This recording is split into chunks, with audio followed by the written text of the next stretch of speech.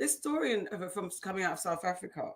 So Raquel Kelly Smith has been sentenced to life in prison alongside her boyfriend and another accomplice for the kidnapping and trafficking of her missing daughter, Joshlyn Smith.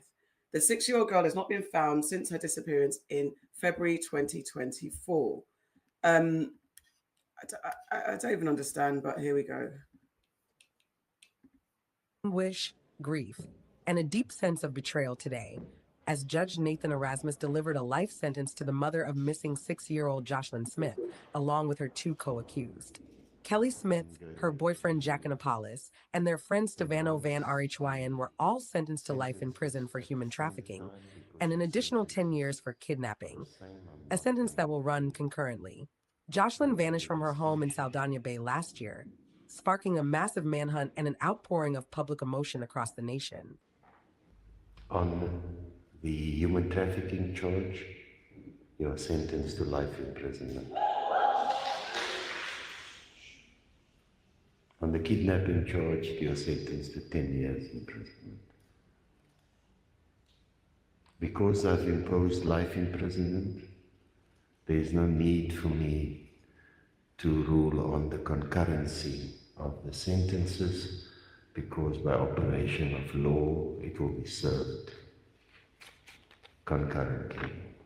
Today's sentencing may have brought legal closure, but it could not fill the aching void left by a child who still has not been found. Judge Erasmus made it clear no distinction would be drawn between the roles of the accused. The justice system has treated them all equally complicit in a crime that has horrified the country. According to witness testimony, Kelly Smith allegedly sold her daughter to a Sangoma, a traditional healer, for 20,000 Rand, claiming the child was wanted for her eyes and skin. The court proceedings coincided with South Africa's Child Protection Week. Outside, the streets were filled with picketing community members, holding banners and chanting, "Where is Joshlyn?" Many wore shirts bearing her face, pleading for her safe return. Emotions ran high as Joshlyn's grandmother, Amanda Daniels, embraced tearful supporters. The director of public prosecutions, Nicolette Bell, praised the sentence. We are very happy about the sentence. This week is Child Protection Week. This case is a testimony of the NPA's conferment in protecting the rights of children. The theme of Child Protection Week is South Africa's children. It's all of our responsibility. That is also what the judge spoke to about today. Sadly, the 6-year-old Joshlyn Smith is still missing. Western Cape Police Commissioner Thembiso Kyle echoed that urgency, saying authorities are continuing the search day and night and appealing for the public's help. Let's work together to find Joshlyn and all missing children, he urged. We are continuing day and night looking for Joshlyn, and we're still appealing to everybody that let's work together to find the missing child and all other missing child out there that have not had the opportunity to be heard, to have a case brought forward like today. As the courtroom emptied, one question remained louder than any sentence handed down. Where is Joshlyn Smith? That haunting silence continues to grip a nation still searching for answers, and for a little girl who was never meant to be forgotten. A South African courtroom was filled with weirdest story ever. Like, just so I get it that it seems like her mum and boyfriend were on drugs. She hasn't said who the Sangoma is. She won't name that. I just don't know if I believe the totality of this story. If they didn't just do something to this child and added in the layer of we sold the child to the Sangoma. I don't know, because why would you not just say this is who we sold her to? I find it strange. I mean, they honed in on her, if it was true that her being sold for her light eyes and skin, which is already is wild. I don't even, yeah, I think you're right. Like, where are we going with this story, and what happened? Is there more to it? And they couldn't get to the bottom of it, so they've just been sentenced. I don't know if this was in a Western court, what else would have been dug out, what kind of information would have been looked for. Very odd. I think It's factual. Like there's evidence online to suggest this is very rampant, especially in the poorer scales of the colored community where their skin tone and eyes and everything else are fetishized. So Mhm. it's like even the same with their name has gone out of my head. I can see them. You know, the lighter ones. They people always go after them. Oh, albinos. Albinos, yes, Oh, okay. albinos as well. That they can be sold off for these dark kind of rituals that they do, apparently. So there's that as a story. But if you did sell her to somebody, would you not just say, "I sold her Yeah. to this person"? Where you're being stum on where she was sold to, if she is dead or alive or whatever. She deserves to go to prison for absolutely ever. And I Yeah. hope that sends a message to other people like this is world news. Like you can't just be selling off your kids. Yeah. This, in touching on the light skin and the situation, I saw this story a few weeks back about bleaching children in Nigeria. My youngest child was barely 2 years old when I started bleaching him, and the scars have started showing on his skin. This Nigerian mother used skin lightening creams on all 6 of her children, which she says burnt their skin. We are concealing her identity for their privacy. When my daughter was mistaken for a drug addict because of the bleaching, it made me extremely sad. She says she did it because of pressure from her own mother. When I visit my mother, she shows more love to her other light-skinned grandchildren. But when I got the bleaching cream and started using it on them, they became lighter, and then she started bringing them closer to her. Her story is part of a growing trend in Africa, says medical aesthetician and campaigner Zainab Bashiriau. So a lot of people link light skin to beauty or wealth. Women tend to shield, as they call it, shield their children from that discrimination by bleaching them from childbirth. Some of these women even go to the extent of taking injections while they are pregnant, just so they can give birth to lighter skinned children. Long-term use of skin lightening products can have serious consequences. They can have severe rashes all over their bodies. We've also had cases of, first-degree burn. It can also affect their kidney, which we call the nephrotic syndrome. Common bleaching ingredients include steroids, mercury, hydroquinone, and kojic acid. Many of these are banned or tightly regulated by Nigeria's Food and Drug Regulator, NAFDAC, especially in children's products. NAFDAC says Kano and Lagos states are major hotspots for bleaching. Despite tight regulations, these bleaching creams are still easily accessible. For example, in this supermarket in Kano State, when I picked up one of the creams that says baby bleaching cream, I noticed that many of the ingredients here are illegal substances. I met one mother in the market buying bleaching creams for her kids, despite her own hands being discolored by them. Parents used to come and buy their babies' creams that will make them look radiant, shiny, and glow. Many shopkeepers here, who were not identified for their safety, mixed their own creams from raw ingredients. It wasn't clear how precisely they were measuring the bleaching chemicals. We decide the percentage depending on what the customers want. Some want full tablespoon, then sometimes we use baby teaspoon. Some sellers I spoke to admitted they were not aware of all the NAFDAC rules. Kojic acid, level. NAFDAC has regulated the use of kojic acid. You can now only use a certain percentage. Did you know that? No, I didn't. But now that you've told me about it, now I know.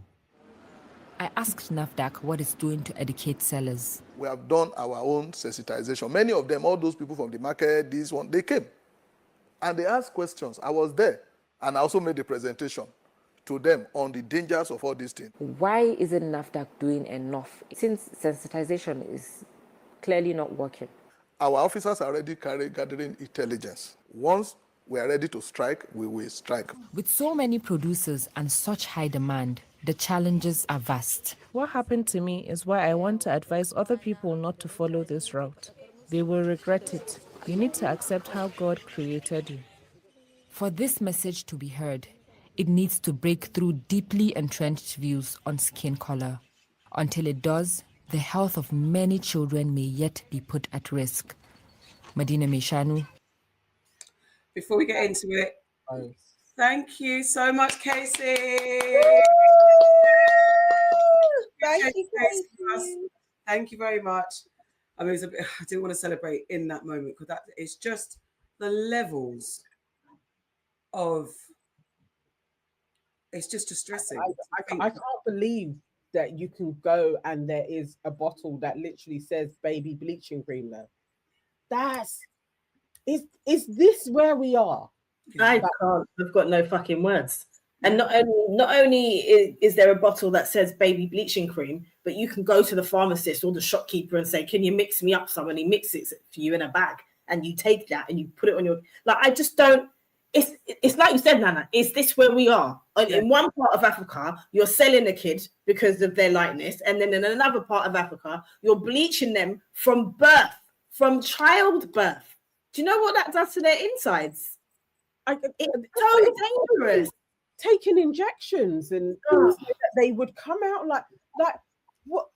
I'm again. So who did this? And then they start telling their brethren like, "This is what I'm doing." Like I'm injecting myself with what's the substance even?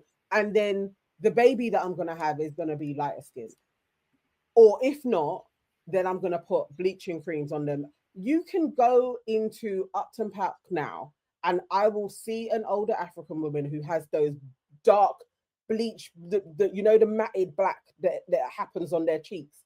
So do you not think like that's using the creams for years and years and years? If you're going to put that on a child, what do they grow up and look like? Exactly. Like, and it's abuse. But it's abuse as well, because that child hasn't asked to do that. Like, bleaching is wrong in general, right? It is wrong. But for you to do that, you're taking away from your child's natural fucking color. You're going to start bleaching them. And also, just to then, though we know this is not just a remote villaging, but I think the people that they focused on were in a maybe a remote area, and it's the disinformation that's being trickled down. So even to see the billboards and see that even places like back home, whether in the Caribbean or Africa, that back home, even where the land of blackness is, you're seeing elevated on billboards, people of lighter skin. So if you are driving past from your village or whatever, and you know you can just go to the local someone to mix something up for you, because what you believe is that maybe, just maybe, to pull us out of poverty, maybe, just maybe, my baby gets a better chance in this world if they're lighter. So there's lots of disinformation that gets spread out.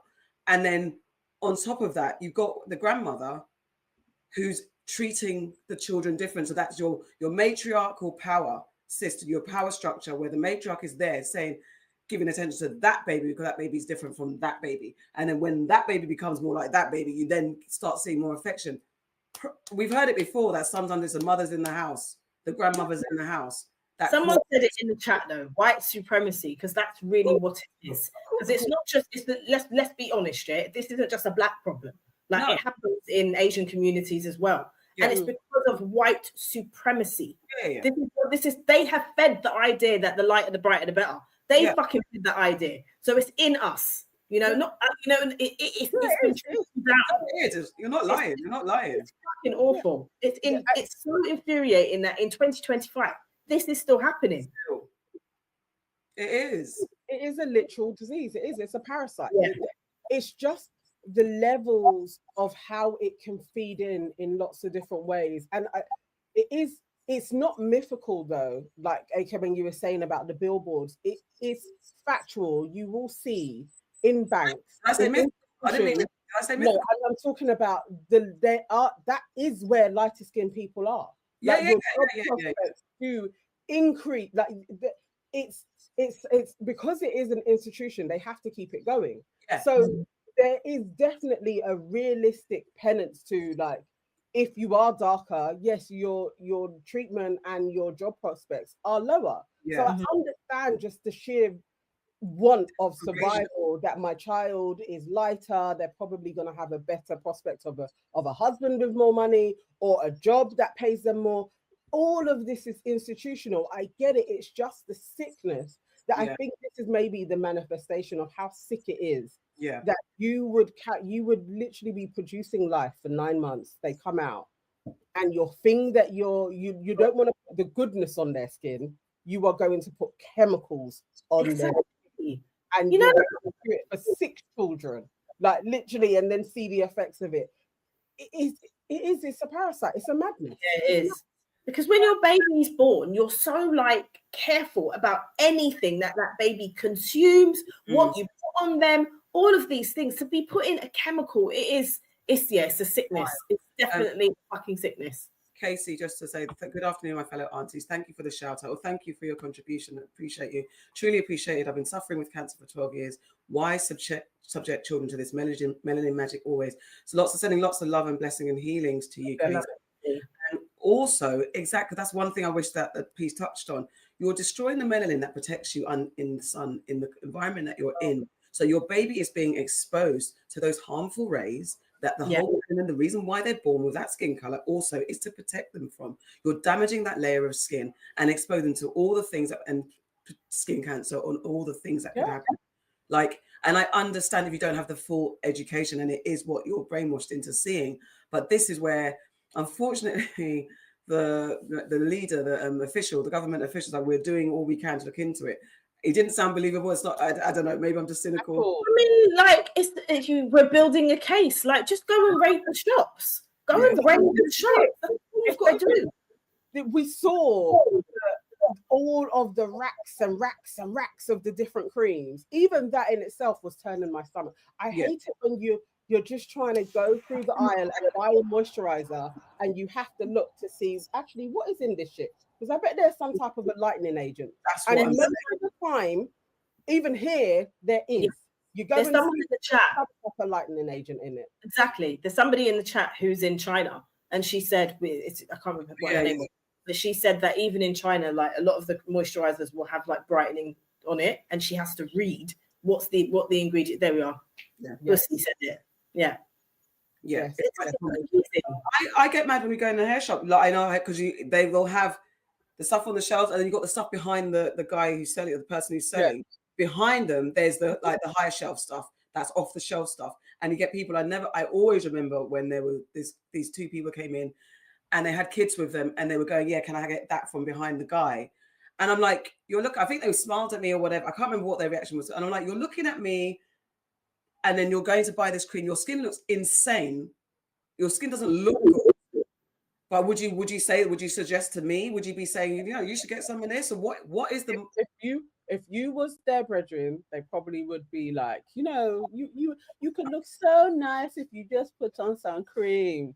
I remember one auntie once accused me of bleaching, and I was so fucking hurt and just like infuriated and angered because I'm like, nah, star, not at all, not me. No, I'm not doing that shit. Like, in fact, how dare you say that that's what I'm doing? Like, this ain't happening around here. Like, I'm anti that shit. Yeah, it's just so crazy. And I'm like you, okay. I hate going into the shop and you see that stuff. Like, I literally want to do that to the shelf. Literally, if I could. And sometimes I know I've had in the past about, so why are you selling this? And then they're just like, oh. I'm like, I want to, like, why are you selling it? The people want it. I mean, he said that it's what you're seeing behind them isn't even. Those are still the legal ones. It's the ones where they're under. When you're in there long enough, and then you'll see the person be whispering that, and then they go in and they'll get another little jar that you've never seen before. Those types of things are scary. And now there's pills that they can take, apparently. I didn't even know about injections. I knew about the pills. But so, again, even just looking at stars, they start off dark. And then as the years go on, and then they gaslight us into being like, that person wasn't a dark-skinned person when they first came out. And then before you know it, they are a part of the universal beige. And you're like, that person started dark. Like, what the hell? Universal beige. Yes, Nana. They all get to the same Cardi B, Nicki Minaj level of look. And it's like, there's one tone. Hey, Michelle was a dark-skinned woman at once. Yes. And now she ain't. And it's like, no, this is... And these are the stars. So you think a normal person is like, they don't even have to be, I want to be an entertainer. I just want to be desired and seen as worthy. They are going to get a bit of money and they're going to try and do it that way so that they don't have dark knuckles and black feet. But other people are going to have the dark knuckles, black feet, the crazy spots on their face, and they walk down like they're beautiful. And I'm looking at them like, bro, when you had melanin, you literally look like a ghost now. Like you. But not only that, their skin looks sore and raw. Yes. It's like you can see through to the flesh. Yeah. It just looks like, you know, it gets that pink kind of tone. Yes. Oh, it just looks sore. I'm just like, why would you do this? Because you don't look better. Bussy said my darker skinned Kenyan friend was gifted skin lightening cream from her Chinese friend. Her friend thought she was helping. They didn't even get that white people don't want to look at that even white people don't want to look casket ready. And it's that because the fact that someone is saying, here, take this because I know you don't want to be this. That narrative that's out there, and yes, driven by white supremacy and fueled by anti-blackness, and with that we remix within our communities where we're going to bleach babies or to the celebrities, just get a little bit like, because then you're going to get the film role or the job role or this and this, or you're going to be a pop star. All of this is perpetuated, and don't get off the train because there's white supremacy, but then there's also our own economy. But then also selling a baby because they are lighter. Exactly. Also that practice, and they said that happens a lot. Exactly. Like, what the fuck is that shit? That ritualistic thing, as you've got light eyes, light skin, let me sell the baby for higher gain, for purpose. Come on. It's I think all we can truly see is that there has to be something magical in us, that there is a level of an erasure and they, you know, it's a cycle of bits. There's something magical in our skin tone where it's like, we have to make you try and get rid of it. And then within the trying to get rid of it, then we also have to be like, there is a price that is higher for lighter, but can also be killed for. Like, you know, it's like you get locked in about our skin color. Like, I love this. You just can't escape it. I love this analogy from Kazvari made it. It's just like, think about the word vanilla for a moment. What color comes to mind? Got it. Hold on to that. Okay. Now remember, this vanilla in its purest form comes from a bean so deep brown it's almost black, and it's often cultivated in the global south. Yeah. So if that can be rebranded as white, as something plain, as the default, imagine what else can be. Some people might say, but vanilla is just a flavoring. The ice cream is still white. Exactly. Blackness gets extracted, diluted, blended in, but still there, still essential, but made invisible. Thank you and good day. I thought this was like, it's one of the best analysis. Brilliant. Yes, she literally just in slides put what was swirling in my mind in the cycle of it, the erasure, and then bringing it back round again for danger. Like, it's just, we get in a loop of thinking about blackness, but obviously a vanilla pod is flipping black. It's black, and it's so I actually thought of the pod. Yeah, the pod. Okay. Yeah. Parker, thank you so much for the £5. I subscribe. Thank you so much. Thank you. I subscribe to Darker the Way, the Sweet the Juice. Damson Idris, yummy. I'll say no more. And good. I like, and especially I'm very conscious because I am very pro-black. I am about pushing dark skinness first because I'm trying to empower people that look like me, but also being pit against, because it is Darker the Way, Sweet the Juice, but it shouldn't be at the expense or to the detriment of anyone who's light skinned. It's just black. It's that part for me. It's definitely that part for me. You know, as a lighter skinned person, even though I don't really see myself as that, you know what I mean. But like, I just would like to get rid of this rhetoric, especially because it is a form of white supremacy, and it hasn't come from us. And it's it's one of these things that we are not able to shake off. It's in music, and it's on the television, it's in cinemas. It's just so infuriating that this is being perpetuated still. I can't stand it. I literally cannot stand it. Yeah. You know what? If you look across Africa, right, as a continent, we came in all shapes and sizes and colors and tones and all of these things. And it's been used to pit us against each other, exactly like you said. Yeah. And it doesn't, you know, even within black spaces, and people can go to like, oh, it's black people that carry it on, especially with colorism and various ignorances and prejudices and bullying of all the other shades. But it's still, there's always a white cosign. Yeah. When you have films, it's still the same thing. It's like, you can have your script. You could have a cast and they're all black and different shades. In the same way that they'll come along and be like, I think you should have a white person in there. They also will be like, you should have a mixed race person in there. Yes. As well. Yes. They keep it going in such a way where in black spaces we then just take it on. They don't have to be doing the casting. They don't even have to do that now. The casting directors will keep it on. A whole industry will carry on with the dark-skinned male with a light-skinned female. Like it carries on, and they know what they're doing. That they will promote that. They will give it more license. They will give it more airplay if it's an artist. It's like so crazy. It's for all of us to take it into our hands. We've got to fix it. It didn't come from us. Joe said, and I say this, we say this all the time. This didn't come from us, but it is up to us to fix it. And the more that these people continue with this fucking rhetoric, it's not going to get fixed or resolved or nothing. Sim says, I've started to develop vitiligo and I'm heartbroken. Oh, sorry to hear that. I didn't know that vitiligo came like that. It does. It could just it's either hereditary, but it can just appear as well. Yeah, like my stepdad's dad, he had it, and he had it quite bad in later life.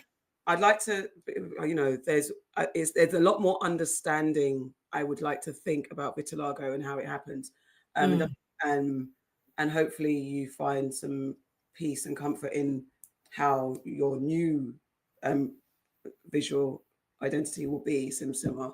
But I mean, it's we're all struggling with things, so I heart goes out to you and hope you find a way to. Miss Prestige says, I agree, Farah. I have so many shades in my family, and it is used as a catalyst for behavior and favoritism sometimes. Listen, my grand, God rest her soul, would be openly nicer to the lighter skinned people and in our family, and I hated it. Like, I hated it growing up. In all honesty, I wanted to be darker because most of my family are dark skinned. The majority of them. There's not very many light skinned people in my family. I wanted to be darker because this was the anomaly. But then my grand would treat certain, not necessarily, maybe, if I'm honest, maybe me a bit different than my darker skinned cousins. And I just hated it. So then when I had my daughter, who's very light skinned, because her grandparents, like my mum's dad's, it goes back why she's very light skinned. But when I noticed my grand trying to treat her a certain way, I nipped that shit in the bud. I was like, no, we're not doing this, because what I'm not going to do is raise my child to think that she's any better than anybody else. Yeah? We're all black in this shit together. And if you see anybody being treated any type of way, you open your mouth and you hold that person accountable.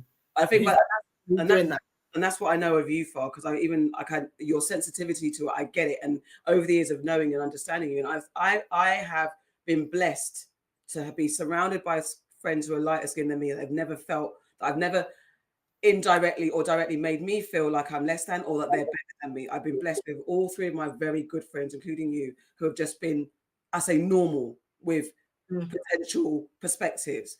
But also it's pressure on sometimes, like, because I feel as a brethren to brethren that sometimes then you might hold back on just being your true vibrant self, because just in case I don't want to be seen as any way different, and that's pressure on you yourself, and we don't always explore those side of things. But then also being the dark-skinned friend in a friendship group where you have got people that just but my thing wouldn't be my friends, it'd be guys. You see the beeline, you see the attention, where that goes. And it's not to say I didn't get attention, it's a different type of attention. It's a different approach. It's a side approach. It's we're brethrens, and then, okay, maybe you approach. It's never like the same approach that my lighter skin friends would get. So then that weighs on me, and then you start to internalize and all these fucking things that you just want to get up and grow in life. You shouldn't have to be arming your daughter with tools not to lean too much, because it's hard. How do you navigate it? Don't think you're too nice, but at the same time, be a beautiful black girl. And be a beautiful black girl, absolutely. But it's just, don't fall into this rhetoric or this.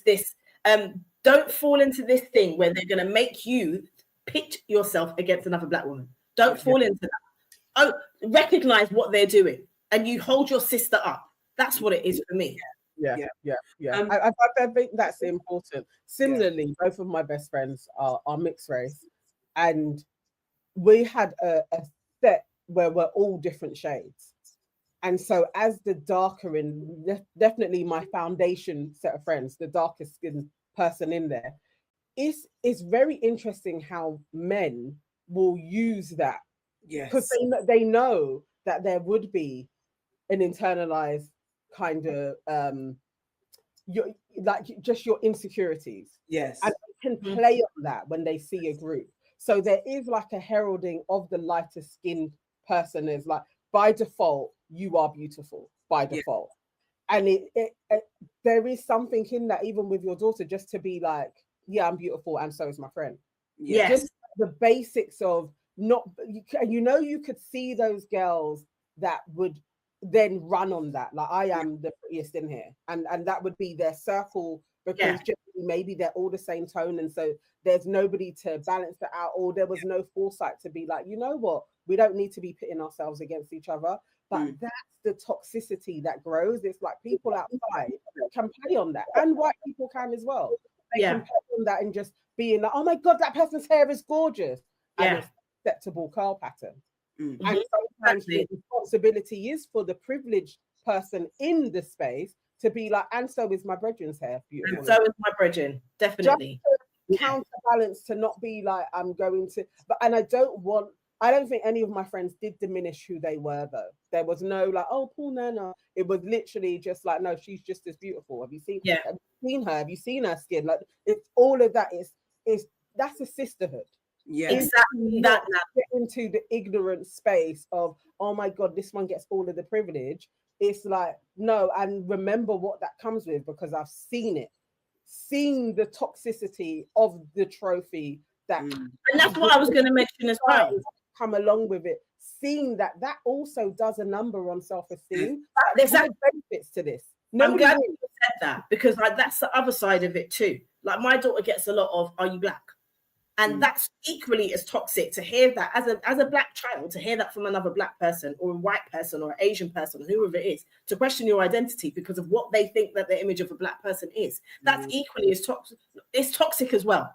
So it is down to us to make the changes, to make sure that someone isn't being objectified because they're lighter, or someone isn't being, there's no prejudice on someone because they're darker. It's down to us to make those changes. Yeah, and it's also, actually speaking, because you've got sons, Nana, it's also helping young black boys unpack what is inherently forced, the narrow vision that they're forced to look at, that white and light girls are the ones that you're supposed to be attracted to. You're not supposed to be attracted to anything else.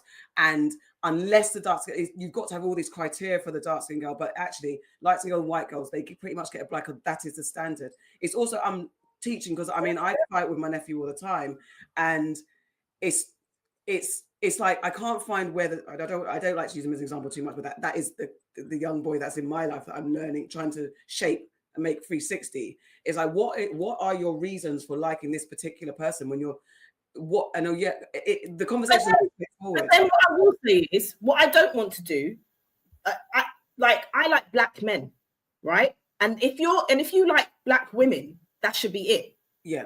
You know what I mean? And if you're seen to be liking all shades of black women, that should be it. It shouldn't be a case of, what I equally don't like is like, so someone's going to turn around and say to me, oh, why do you like dark-skinned men? I like black men. Do you know what I mean? Like, let's examine why you only like dark. No, I like black men. So I think that's important too. Like, it's important for you to say to him, or say to your sons, or say to whoever, why is it that you're going for this? Like, find the root of the thing. But if the root of it is that they just like black women, then that should be fine. Yeah. Let's get Sister A. Thank you, Sister A. Guys, we're going to get to your conversation, because you guys are actually having a really good conversation about vitiligo and how you developed it and stuff like that. So Sim Simmer, responding to Sim Simmer, who said that her vitiligo started because of an injection, which I did not know happened. So interested to hear you say you had a steroid injection ruin. Okay, Sister, you said that's the typo went mad. So basically, the steroid injection kicked off your vitiligo. My mum developed vitiligo just on her neck about 5 years after taking malaria medication. Now, let's go back into the chat. So, I saw Rianne had an interesting one. So Sim Simmer said that. Sorry to hear that, Sim Simmer. I think she said Yvonne says my friend has lupus and developed vitiligo through that. And Sim Simmer says, I was never warned that a stereo injection for my ankle has triggered it. I was never told of the risk. Wow.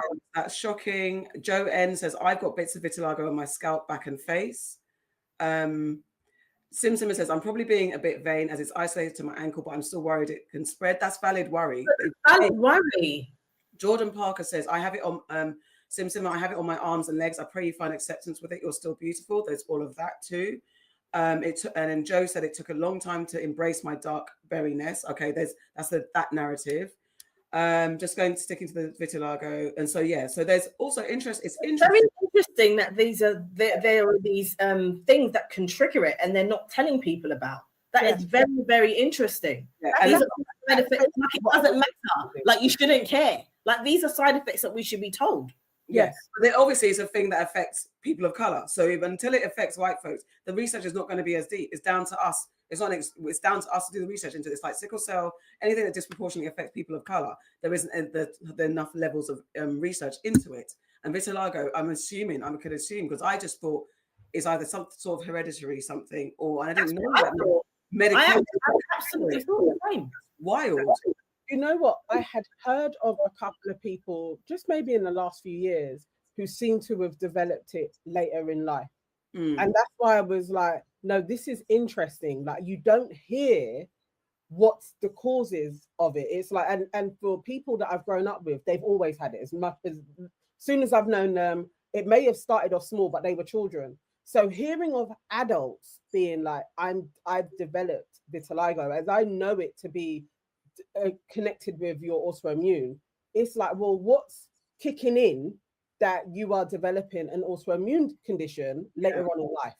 Like, that's always, whenever it's like adults are being like, I'm getting this, and it's like, hang on, there's a few people getting this later. What's going on? And then also, like, where's the research into this? Like, why? But to be like an injection or malaria, I mean, I don't say malaria, but that's great. And malaria specifically. Exactly. Like, sorry, my tin hat's going on there.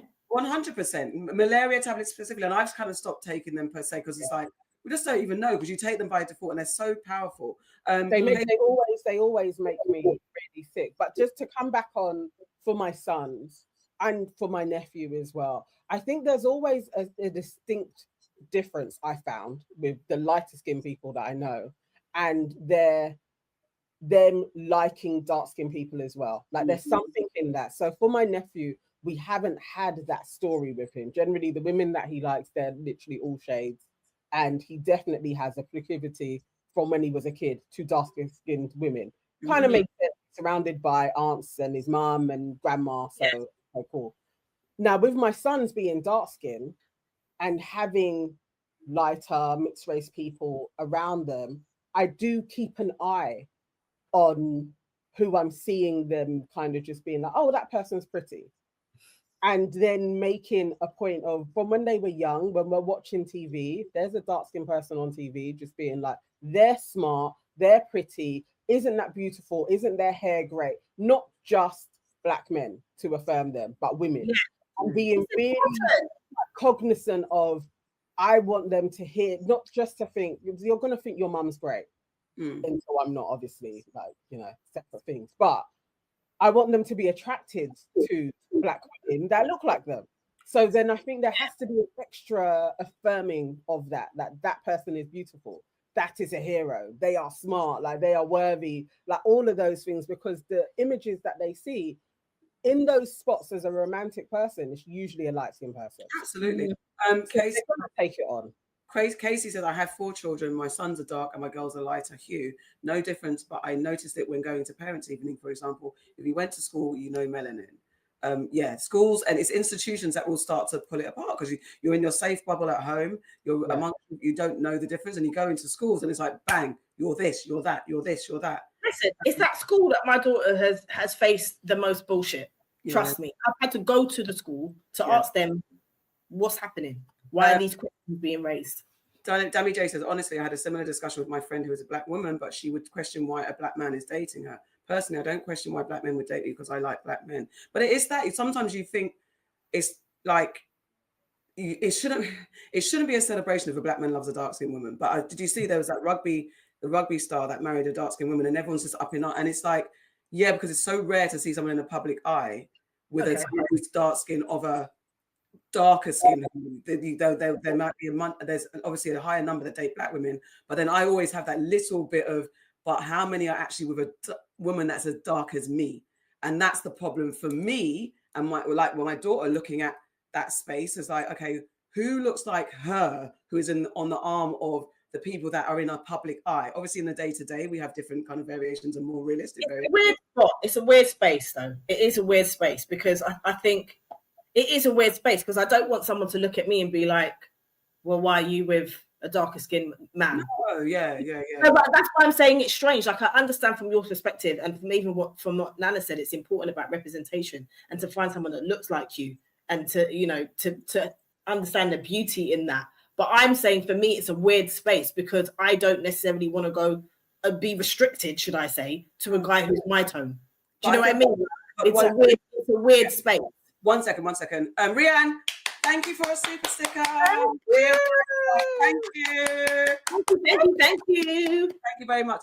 So on the back of that, and I think it's very important that it doesn't have to be, it shouldn't be shade on shade. It shouldn't be that. It shouldn't even be anything. For me personally, just wish there were more people. Let me say it like this: there were more black men in the public eye that had a bit more marriages and public relationships as a source of it not being a narrow-minded view set of what type of woman is beautiful. That had women that looked like me. I just wish there was a little bit more representation. Other than that, it doesn't have to be shade on shade. You don't have to do matchy. It's not that. But it's just whether you're light skin or dark skin and you're in the public eye, there seems to be across the board a bunch of black men, even if they marry black women, the women are never as dark as me. And that has been a thing growing up. That's been a sadness, I would say. Mm-hmm. Yeah, I think it's very real. I think there is something to that on both sides. Like just objectively kind of watching what other people are doing. It's like there is definitely a set of men who they do have their own brown paper tests. Yes. Yeah. There is a limit on the dark black that they're going to go to. There is definitely a limit. And I would think that also has to do with opportunities that come along to them as well. If they are being honest, I don't think it's all about preference. I think it is about peer pressure and peer acceptance and peer admiration. Now, if you are going to go dark, it's usually like a model tone, and there also is still a look. There is an aesthetic, there is a Lupita vibe it's like that's an acceptable dark skin, very dark that I'm going to go for. I think that there is that, and that does filter through in real life as well, because you do have your peers around you that co-sign what is pretty and what is an acceptable mate. And I think if all of us were being really honest, it's like, yeah, you have your taste, but there's a taste litmus test in your surroundings where it's like, okay, that person may have a quirky look and I could kind of like them, but people are going to think they're butters, so I'm not going to. Like, I think we all do that. Now, the stakes are higher if you have more money, because that your partnership can also give you money. The fact that you married a dark-skinned model, thank you for doing that, like the representation for the little kids. But as a little dark-skinned kid, like, I wasn't thinking model-less status was even within my reach. So there is something in that, but maybe it's the affirming your children to not even be looking at these celebs in any way. Like, that's a measure. Also that it's also because we're old enough now to not be enamored by those things, but we're human beings that it's like seeing a billboard in Africa, in the Caribbean, of someone being lighter. It's just all of those things that it's unavoidable. Maggie says, I do think lighter skinned women can fetishize darker skinned black men. There's definitely something to unpack there in the vice versa. I think black men, and this is for the men in the chat to kind of talk about their colorism, because black men don't necessarily talk about their colorism in the same way that black women do. They don't want, it's more an emotional thing to unpack, where light-skinned men are sometimes seen as more effeminate, depending, or they can be a lot more alpha and overdo the alpha in order to then not be taken the piss out of. And then dark-skinned men are seen as the violent or the epitome of blackness. The black man is the top of everything black, like that dark-skinned man. And I have heard women say, I only will date dark skinned men. I love dark skinned men, and it sounds like a fetishization. From some women, I've heard it. Yeah, I don't know. Again, it's difficult because it's difficult because there are dark-skinned men that only date dark-skinned women, and there's light-skinned men that only date dark-skinned women, and there's light-skinned men that only date light-skinned women. There's like, do you know what I mean? Like, when does it stop? When does it actually stop? When is it just okay for black people to date black people? But I think when is that just okay? But and I hear you. I hear you. I understand what you're talking about. Everything you're saying is valid. People say that though. People are like, when does it become a non-issue? Is when all of it is represented and you can clearly see that there is an agenda to push a certain look on everything. At this moment in time, it's very clear. Like, just even if you just think of all of the women in America in the rap space at this moment in time and who their partners are, is usually a dark-skinned man and they are lighter. And that like goes across the board. Now, if you even just think of Spice, dark-skinned woman, do we even see who her man is? She has a man, but you don't see them as a couple that is pushed as this is black goals. And that's why Remy and Papoose was different, because it's like, these are two seemingly dark-skinned people out there and they are goals, but we had one. It's when the numbers are equal in all of the different shades, that's when we know, okay, we've conquered something. At this moment in time, there is a clear agenda that is being pushed, and it leaves out a lot of representation for everybody else. And Christian Jane says, dark-skinned men are fetishized by a lot of people because they are seen as masculinity. As I said, being darker as a man makes you seen is more masculine. Being lighter as a woman makes you appear more feminine. That is the bottom line of it.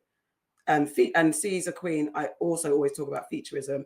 Is another issue too. It's like the middle sibling of colorism that's rarely talked about. And it's very much that I always say my square nose is not often that you get all of these things in one person in one package, but noses, whether it's a man or a woman, it's usually this type of nose or the more rounder nose for black people, and then East Asian people have it too, where they favor a more, was it A-line nose or whatever they call it. The rounder your nose, the squarer your nose, again, that brings down the desirability. It's very interesting. I mean, even I wouldn't call Papoose light skin. To me, is he light skinned? I wouldn't say he was light. I wouldn't say he was light. I wouldn't say he was dark. I'd say he was brown. He's like that medium brown. Brown. Yeah. Bathroom Diary says it's interesting because if you date a light-skinned guy, all of a sudden you don't like dark-skinned guys. When truth is, sometimes a person's dating history, they just like black people, and that's where we're at. We want to land. That's what I'm saying. I just like black men. Yeah. You just want to be like, look, this is the preference. It's just a black. Yeah. Until it's just like, whoever comes our way. Because my thing is, my boundary is black men. I've got a range. My daughter's dad is extremely we're neck and neck on dark skin. He might be a touch darker than me. And then one of the loves of my life is light skinned, about maybe forest complexion. So it's all a melting pot. He's light to me, bro. Like, but you know, I've got like, real talk, I've got colour dysmorphia. This is the thing. I'm like, shut your mouth. No, I'm not. That does come from what you experienced growing up. Yeah, of course it does. I was going to say, I have a cousin, and even still, it's because when you're in a sea of dark-skinned people, until I went to one particular secondary school, to primary school, I didn't really know anything about the different shades. Everybody around me was dark. Different darks, but you're all dark. One cousin who now I'm like, you're not even light, but because you were in a sea of dark, she looked lighter. Yeah. Like the sun would come out, and obviously I sweat too much, so I don't like being out in the sun. She's out there like, need to get darker. She so wanted to be amongst our color range, and it's like, I hate that. Why? That was the whole thing, to the point. I believed her in the end because she was so dedicated to the tanning cause. Now I look at her and I'm like, you weren't even that light. Yeah, I hear it. Amongst your peers, like you want to be the same as everybody else. You don't want to stand up. Absolutely, I wanted to be darker. Absolutely, and I would be out in the sunshine if I could. But you're like, And it's like in all honesty, though, like I'm only the lightest in the room. I'm not that light. No, you're not. It's just you're surrounded by 3 dark-skinned women. Okay, all right. But what's interesting, because I think you said it before, that even your version of light isn't light enough for certain guys who are really that. Yeah, I'm not like, I would never. You see that girl that you talk about, like, the gravitate. I'm not that. It's like a couple shades lighter than me. It's like the inside of my arm. It's that color. No, like, I agree with you. I agree. Yeah. Yeah, you would. I always call it the darker end of the brown paper bag.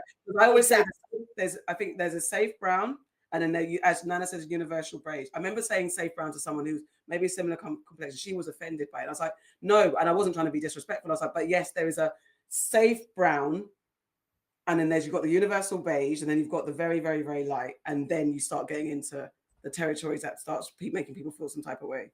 Yeah, it's like when we had DJ Crystal on, and she was like, you know, as a dark skin, we must have all looked at her like, what? No, I get it. I get my she's America. Yeah, she's like, in America though, my circle of people, I am the dark skin girl. And it's like, yeah, I hear it. I remember when different sections. Randy and Gabrielle Union talked about being dark skinned, and I was like, but they are.